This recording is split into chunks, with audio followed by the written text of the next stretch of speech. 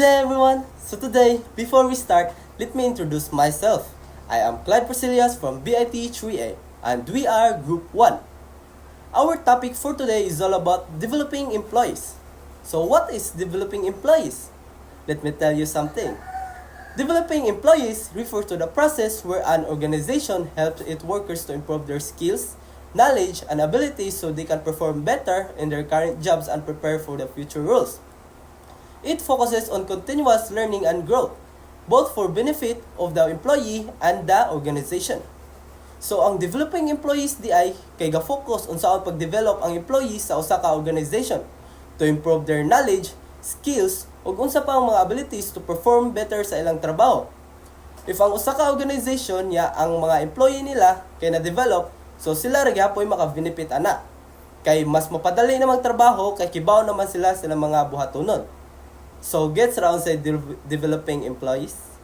So, mag-cite ko example regarding sa developing employees. For example, at CTU San Romeo Extensions, teachers attend regular professional development seminars and workshop on teaching strategies, classroom management, and new educational technologies. This helped them to improve their teaching skills, better to engage students, and prepare for higher position like department heads or academic coordinators.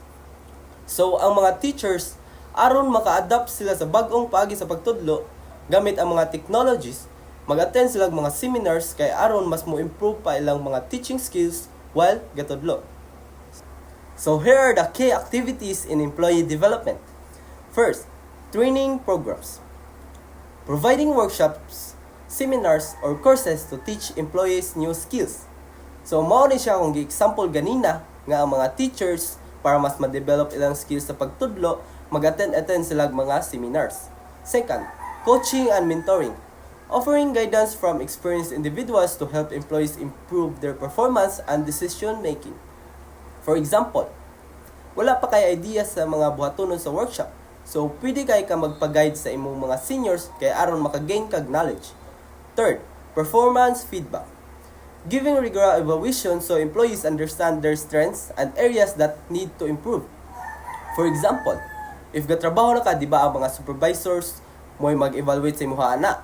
Magtan-aw na sila kung unsa pay need nimo i-improve. Kay aron maka-idea ka sa sunod nimong buhaton. Fourth, career development plans. Helping employees map out their career goals and the steps needed to achieve them.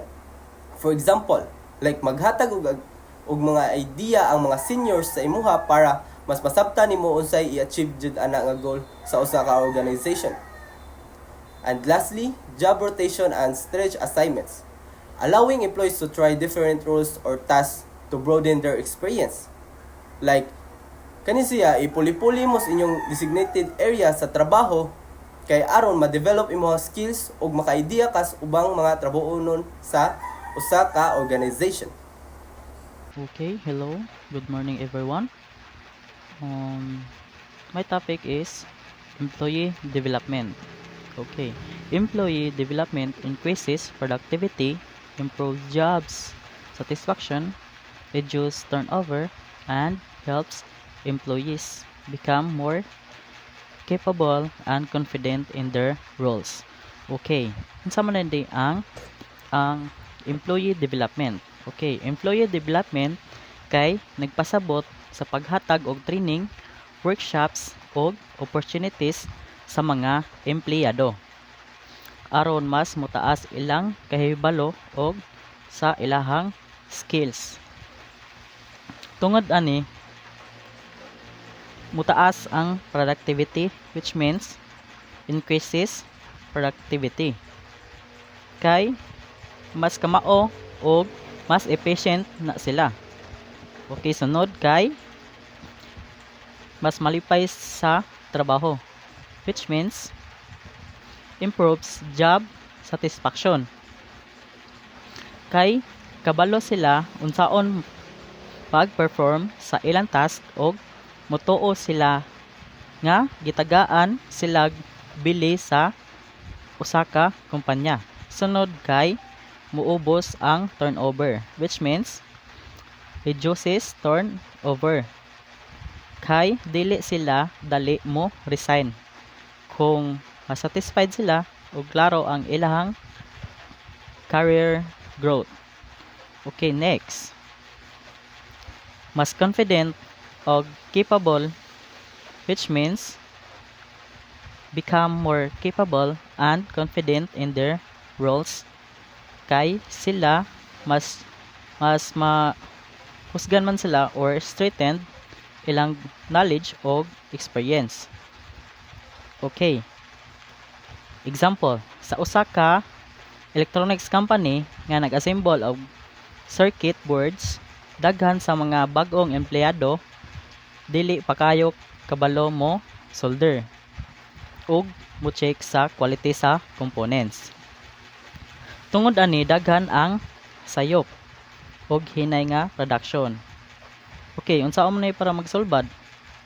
Aron masolbad ang problema, ang HR ug manager naghatag og 2-week technical training sa mga empleyado. First, gitrain sila unsaon pagsakto nga soldering technique.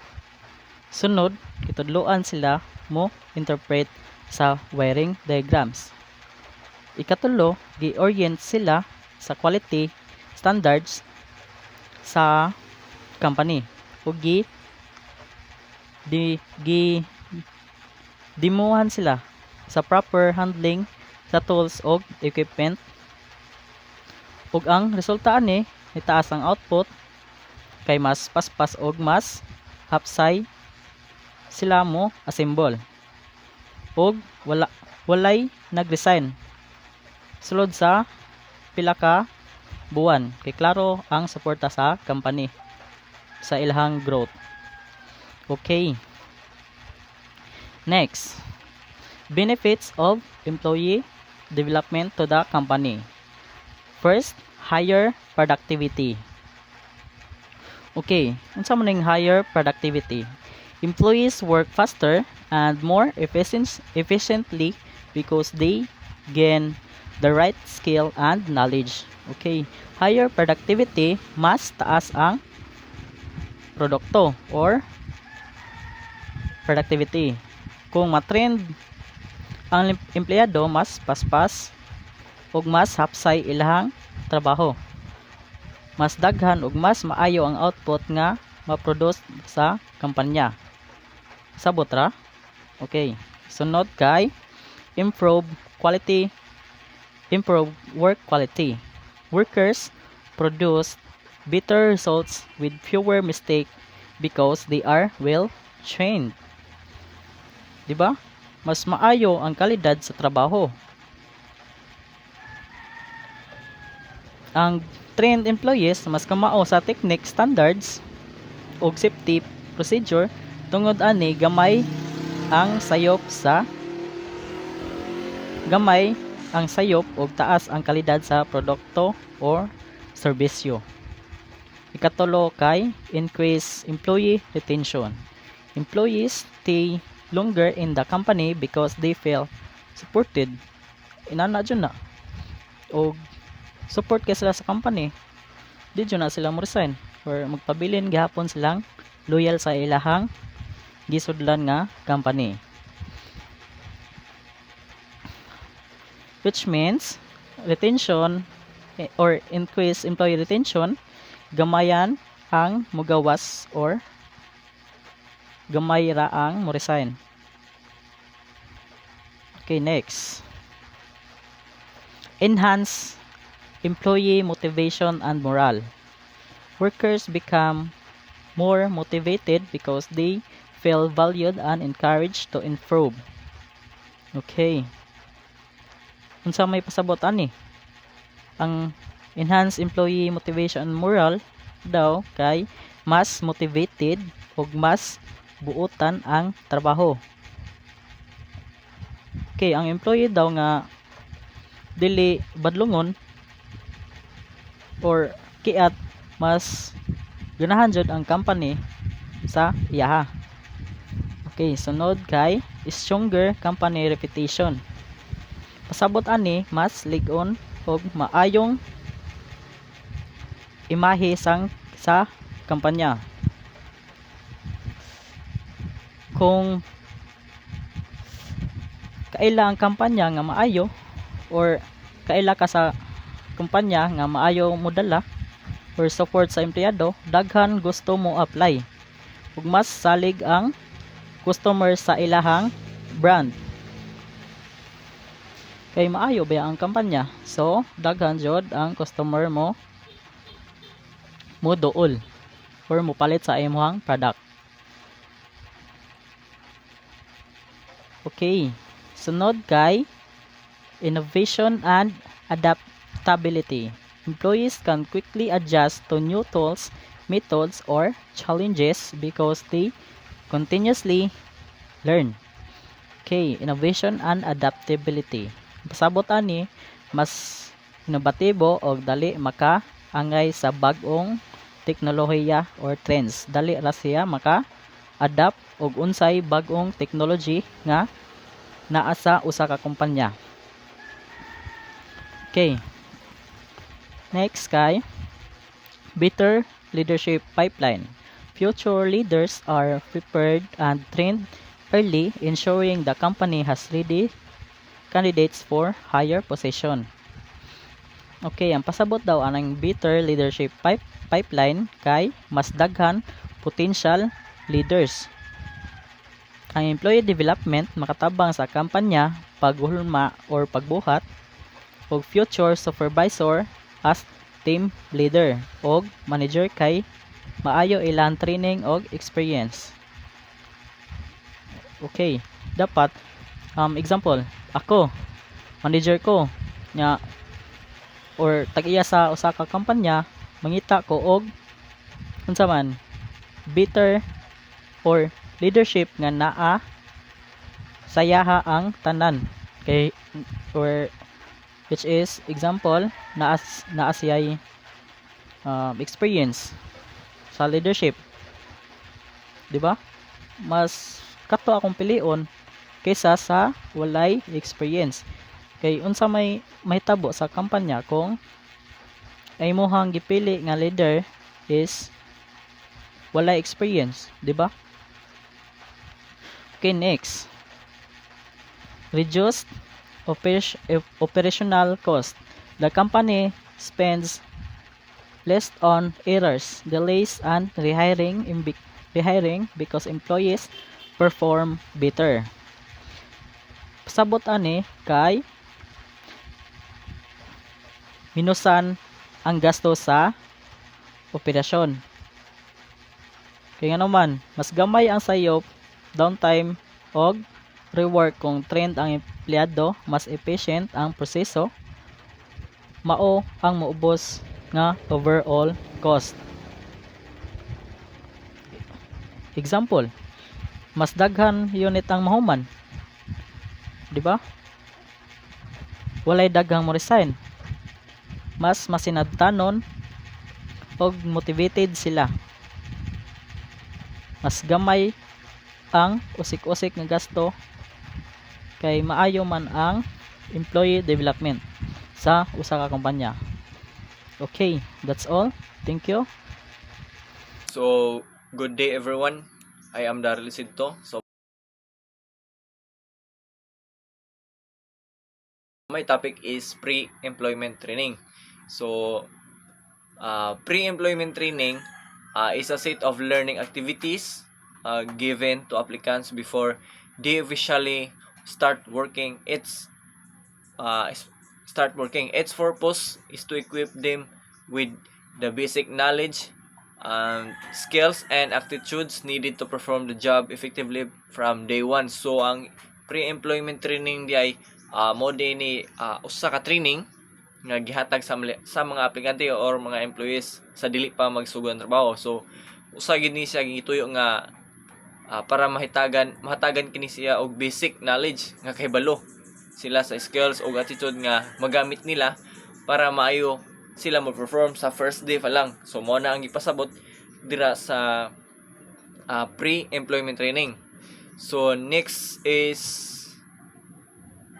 better job readiness. So, better job readiness applicants already know the task and responsibilities, making them prepared to work immediately. So better job readiness is ang pasabot ani kay ang mga aplikante dapat gyud kay balo na sa ilahang buhaton nga mo nga inigsulod pa lang nila kay bawo na silang sa ilahang trabaho. So dapat ready na sila mo perform ug dili na maglibog. So mao ni siya ang pasabot sa better job readiness. And next is fewer mistakes on the job. So sa gini siya no? Ang fewer mistakes on the job. So ato gyud masabtan siya nga mga mistakes nga mahitabo. So trains learn correct procedures in advance, reducing errors once they start working. So tungod kay gitudloan sila sa sakto nga pamagi sa trabaho, dapat gyud day nga aynon kita dili mo itong ingon nga perfecto nga tao, pero ato gyud isod sa nahuna nga unsa ato ang gitraining mo nang gitudloan ta sa sakto nga pamagi sa trabaho. Mas gamay o muna mas gamay na lang kung masayop kita, mas gamay na lang dili nga dako kayo dako kayo og unsa gina kanang mga hitabo, dapat gamay na lang kaya ato namang gisod sa atong nahuna ang atong gitrain. So mga sayop ana. So pagsugod nila dapat praktisado na gidaan mo nang ang mga proseso dali na lang ang proseso. So next is faster adjustment to the workplace. So new employees adapt quickly because they already understand the company's and roles and culture expectations. So dali ra maka-adjust ang mga bagong empleyado kay kailan na sila sa roles sa company. So dapat yun mahibaw-an ang mga roles sa company before ta mo start sa kung kita nakasud na. So roles kultura sa usa ka company. So ug unsay gipangayo sa kumpanya mao nga dili na sila ma-overwhelm. So mao na siya ang faster adjustment to the workplace. So next is improve work quality. So meaning trained applicants produce better and more consistent output from the beginning. So mas maayo og consistent ang ilang trabaho bisan bag-o pa sila kay na-train na sila daan og sakto. So dapat gyud nga kung once nga na-train na ta ato isulsod na natay nahibaluan, dapat pod nga ang imuhang na-train ayo pod ibaliwala. So ato gyud isulsod na nga ma-improve ta nga mao din na ang gitudlo sa tuwa nya. Di lang kay nang gitudlo ra sa tuwa aron makibaw ta mao pod na ato ang buhaton kay kana gitrain na nila sa tuwa. So kung masud na ta sa usa ka assign roles, assign so dapat gyud ang atong gitrains ato isulsod na aron ma-improve ta, aron makibaw ta, aron dali ra pud ta makamao. So next is higher productivity early on. So new hires become productive faster since they receive training before starting official duties. So word nga become productive faster. So mas dali sila mahimong productive sa usa ka company kay nakaagi na sila og training, mao nga dili na sila magsugod sa zero. So una pa lang magsugod sa zero, pero sa diha na magkadugay dali na lang ang trabaho nga kanang bitong dali na lang ang trabaho kanang dugay na bitaw ka sa trabaho kanang hanas na ka munang. So munang gingo nga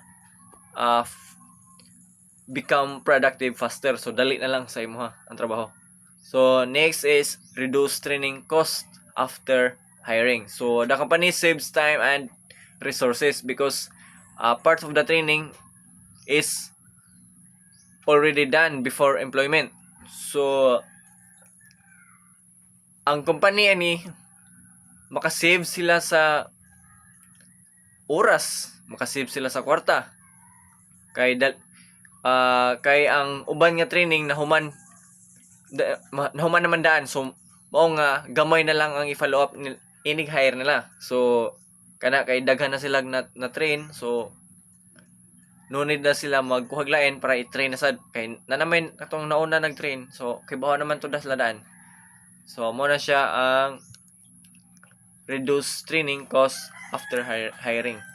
So next is last is better selection of qualified candidates. So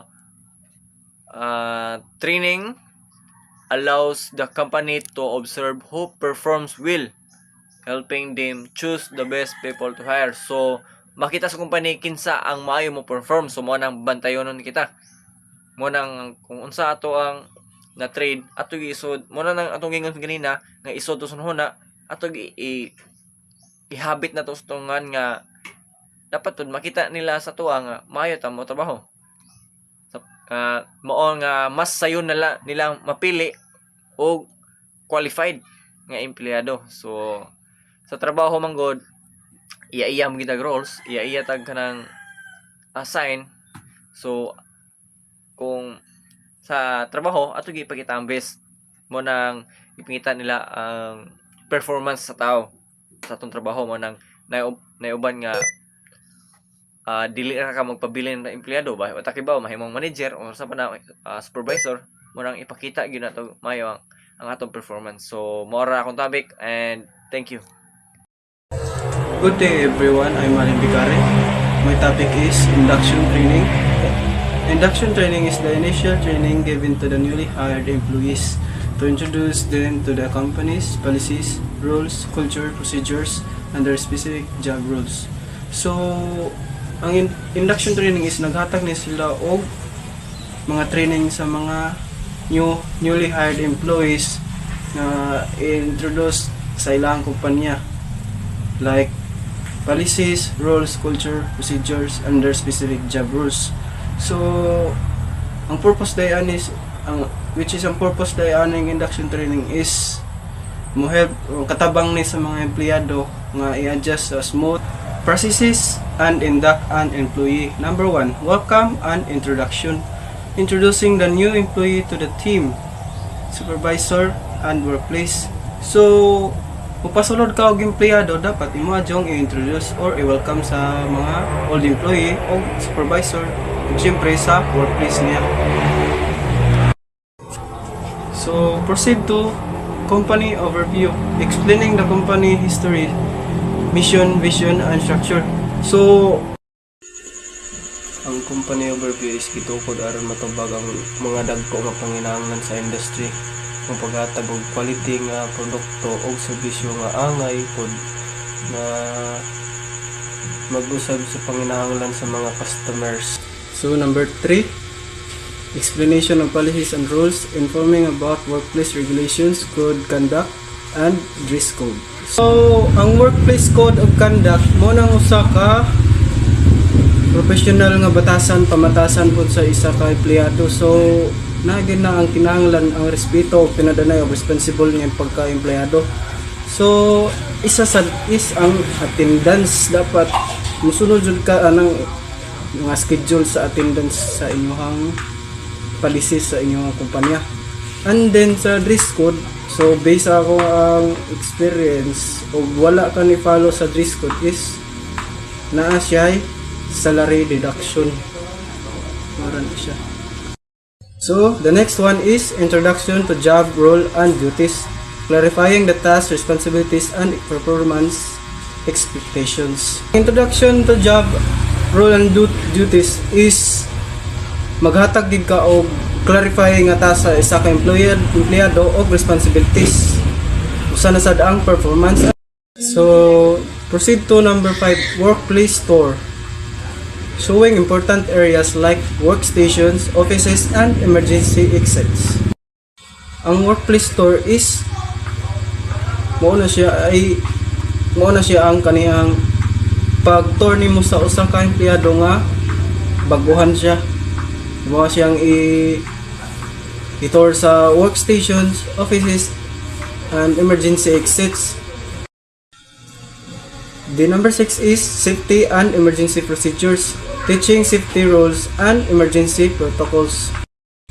So safety and emergency procedures no mao jud na siya ang pinaka-importante sa sulod sa workplace, which is ang imong empleyado imo sang tudluan parte aning safety rules and emergency protocols. So the last one is initial training or job demonstration, providing basic guidance to perform the job correctly. Ang purpose sa initial training or job demonstration is mag-provide ka sa imong empleyado og basic guidance to perform the job correctly. So, how induction training helps the company. So, faster adjustment of new employees.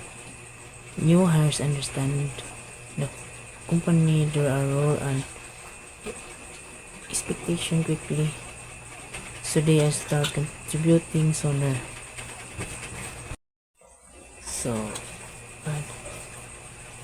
mas dali makasabot ang bagong empleyado sa kumpanya sa inyong trabaho ug unsay paabot mo nga patrabaho dahil makatrabaho din sila.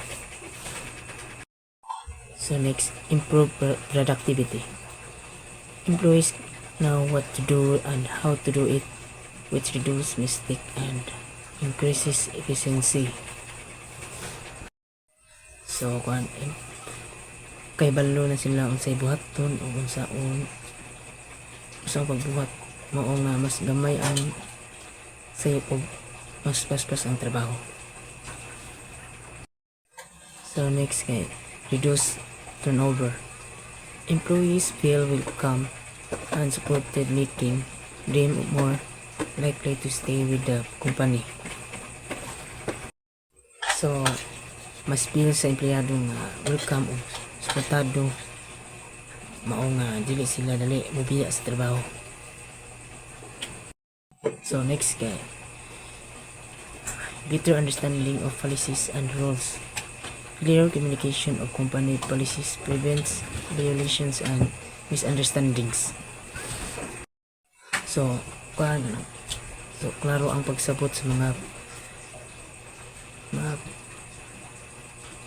policy sa mga kumpanyang mao nga malikayan ang sayop og kasabutan.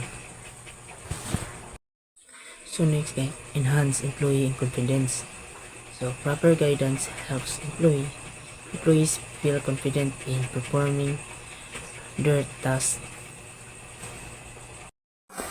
So example pananglitan kung tuluan sa sakto ang bag-ong empleyado saon paggamit sa makina, mas kampante sila sa ilang trabaho. So next, workplace safety. Employees are aware of safety procedures, reducing accidents and risks.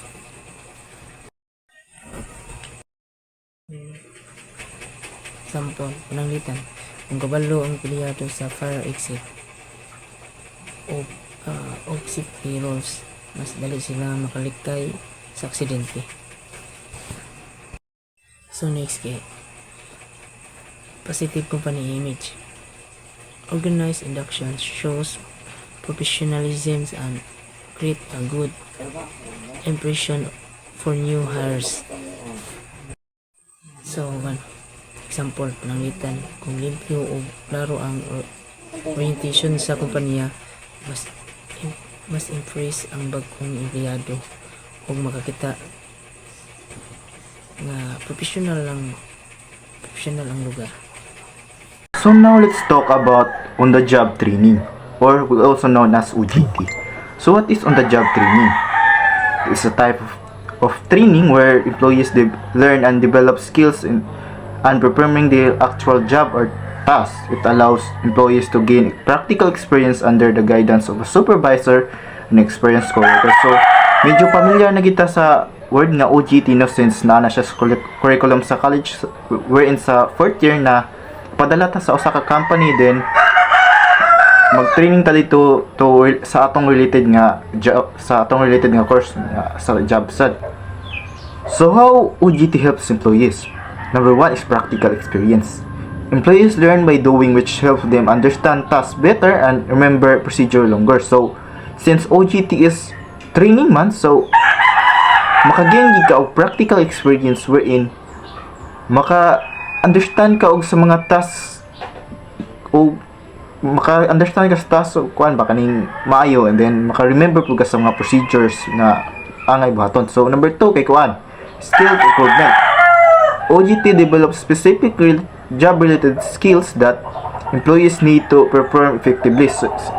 So usa sa ni nga kuan, maka-improve po siya sa skills nimo when kung mo kuan ka, mo OJT ka sa related ra gid nimo nga course or sa imong kuan, kay makagain gid ka og skill development. So number 3 kay confident building.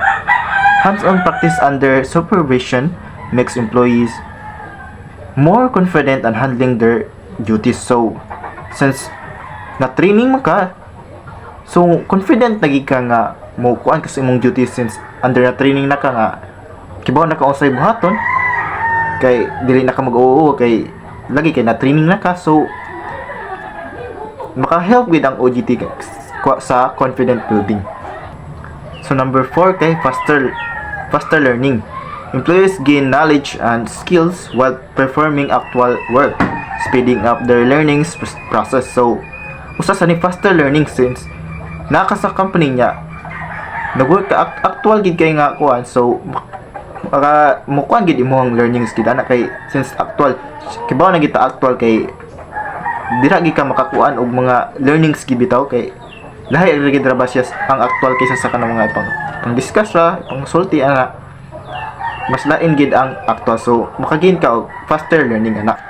So sunod kay understanding workplace process. So hands-on practice under supervision make employees more confident in handling their duties. So since lagi na agi ka sa OJT, so makahibaw na ka unsay sa mga buhaton mo sa workplace mga unsay mga angay buhaton, kay nakahibaw na makaonsay kanang mga process sa usa ka company sa mga job nga imong gi-trainingan.